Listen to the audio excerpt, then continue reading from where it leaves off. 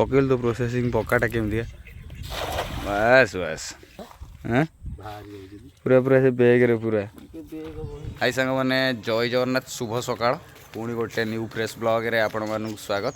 आज ब्लॉगटा स्टार्ट करिया सांग माने गोटे फिशिंग रे शीत दिनिया प्रथम ए वर्षर फास्ट फिशिंग आ माने बारमाला गड़िया आज आम गोलू 3-4 जन बाहरी ये गड़िया गोलिया को भौरी जाल जाऊँ आम भी जाऊँ सांग मैंने फिशिंगटा पूरा जबरदस्त हम समय ए 9:30 शीत भी जबर आम एरिया आपण एरिया केमी शीत होटे कमेंट्स करेंगे। चलते आज बोबालिया फिशिंग फास्ट टाइम पे करिया केमी कौन फिशिंगटा हम भिडियोटा शेष जाए देखिए भल लगे निश्चिंत लाइक करेंगे आम चैनल को सब्सक्राइब करेंगे। जय जगन्नाथ।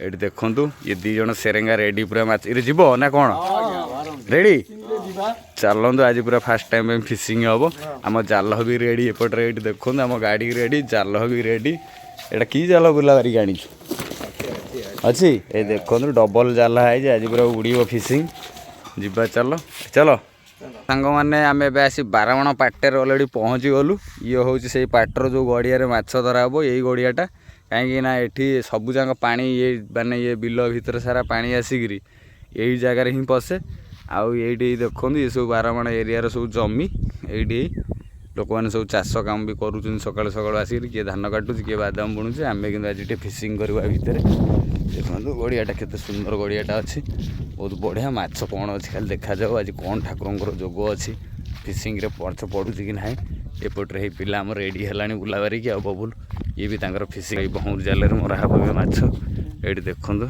आस सांग माने हाँ बना हो शीत भी जबर अरे बारिक शीत लगुनि एटा केते आंधिया चलिए टिपिकियाटा नहीं आओ देखा जाओ कौन आज फिशिंग रे सांग माछटा आज पड़ू कौन धान बांध हाँ कौन खाली कर सारे सब आम बापा बांधु मु काल ठार बोईबी मारियो रेडी हाँ कहीं आनी कौन एड़े जालटा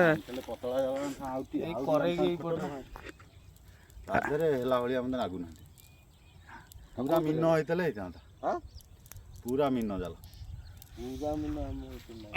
खाली चेंग देखा जाओ कौन पड़ू चेंग गड़िशा फड़िशा हेले पड़ू ना कौन बारिक फेरियार नहीं ना जहाँ पड़िया था पड़ू देखा जाओ कौन हो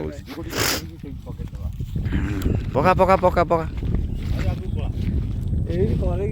रो तू कहीं हल हल हो मारबनी पका पका पका पकेल तो प्रोसेसिंग पक्काटा केमती बस बस पड़गला सांग मैंने जाल ए देख टणा हम बारिक आम टाणी भितर पशिक बारिक टाणल के पड़ू देखिए फास्ट अनुकूल खेपटा तुम बड़ गामुछा तो मटेक आईच धरिया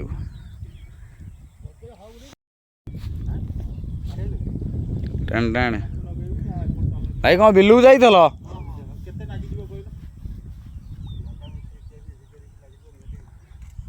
कौन सांग मैंने कौन टाणु पड़ू आज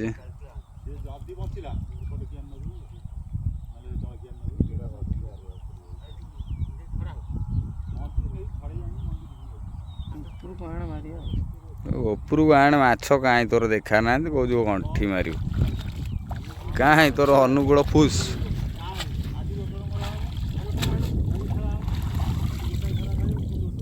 से कणु को मारते जाटा होता देखो मैंने द्वितीय किस्ती मरा हम कौन माछ पड़ू देखिए हाँ से पटे मार चप्पल मड़े जाइचु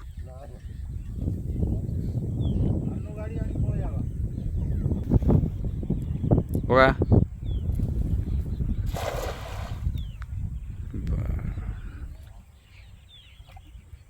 तु कंदी सीना मारता ये ठिया होटी की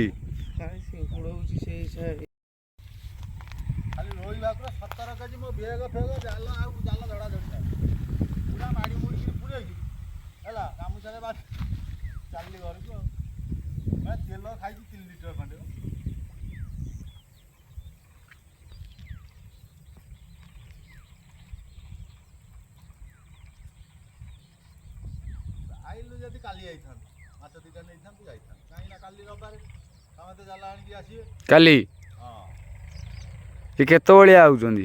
ସବୁ 11ଟା 12 ଭିତରେ ଆସିବେ ଆଉ। ଖମ ଗାଁ ବାଲା ଖାଲି ଆଉ ଓ ବିଜୟ ରାଉତ ସିଏ ଖମ ଗାଁରୁ ଆସିବେ। ବିକ୍ରମ ସିଏ କେତେ ହଁ ସେ ଆସିବେ 3-4 ଜଣ ଆସିବେ। ଠିକ୍ ହେବ। କାଲି ମୁଁ ଆସି ପହଞ୍ଚିବି ମୋର ଭିଡ଼ିଓଟା ବାଗିଆ ହେବ ନୁହଁ? କାଇଁ ମାଛ କାଇଁ ଏଠି ଗୋଟାଏ ପଡ଼ିଛି ପୁରା ପୁରା ସେ ବେଗରେ ପୁରା ଯାହା ହଉ ଗୋଟେ ବେଗ ତୁ ବହିନି କଲୁ ଆଉ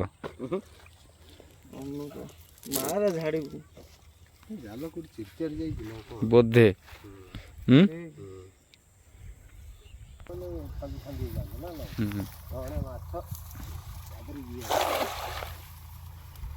କଣା କରିଦେଇଛୁ।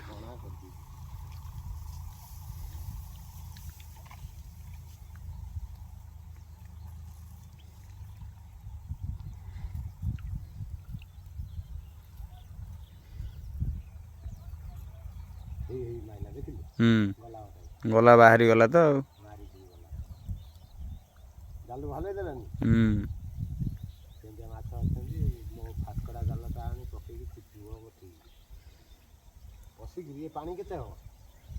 ପାଣି ଅଣ୍ଟାଏ ଖଣ୍ଡେ ହବ ଏତିକି ଆଉ ଏତିକି ଖଣ୍ଡେ ହବ। ସିଏ ଆସି କ'ଣ କରୁଛନ୍ତି? ସେଇଆ କରିବ ଠିକ। ଏଇ ଯୋଉ ମଇଁଷି ଖୋଜ ନୁହଁ ମାଛ ବାହାରି ଯାଉଛି ନାହାନ୍ତି ନୁହଁ। ଦେଖନ୍ତୁ ସାଙ୍ଗମାନେ ମାଛ ଆମର ଟୋଟାଲ ଗୋଟାଏ ଚେଙ୍ଗ ପଇଲା ଆଉ ବେଶୀ ମାଛ କିଛି ପଇଲାନି 3 ଖେପ। କାଇଁ ହଁ ହଁ ଅଛି ଅଛି ଆଉ ଗୋଟେ ଚେଙ୍ଗ ଅଛି ଅଛି ଏ ଅଛି ବେ ଏଇ ବା ଏ ଆହୁରି ଗୋଟେ ଚେଙ୍ଗ ଏମିତି ଆବା 10ଟା ହବ। ଏଇ କରକୁ ପଟା ଖେପ ମାଇଲୁ 2ଟା ଚେଙ୍ଗ ସାଙ୍ଗମାନେ ପଇଲା। ଦେଖନ୍ତୁ ସାଙ୍ଗମାନେ ଆମର ଫିସିଂଟା ଅଲରେଡ଼ି ସରିଗଲା କାହିଁକିନା ମାଛ ଆମର ପଇଲାନି। ଆମେ ଏବେ ଘରକୁ ପଳେଇବୁ କାହିଁ ଶୁଖିଲାରେ ଏଇଠି ପୋଳୁବୁ। ଦେଖନ୍ତୁ ଆମର କେତେଟା ମାଛ ପଡ଼ିଛି ଏଇଠି ଦେଖନ୍ତୁ 3ଟା ଚେଙ୍ଗ ଖାଲି ଆମେ ପକେଇଛୁ। ତୁ ନହେଲେ ଫିଟେଇ ଦେଲୁ ଆମେ ଫିଟେଇ ପାଇଲୁନି ତ ଆଉ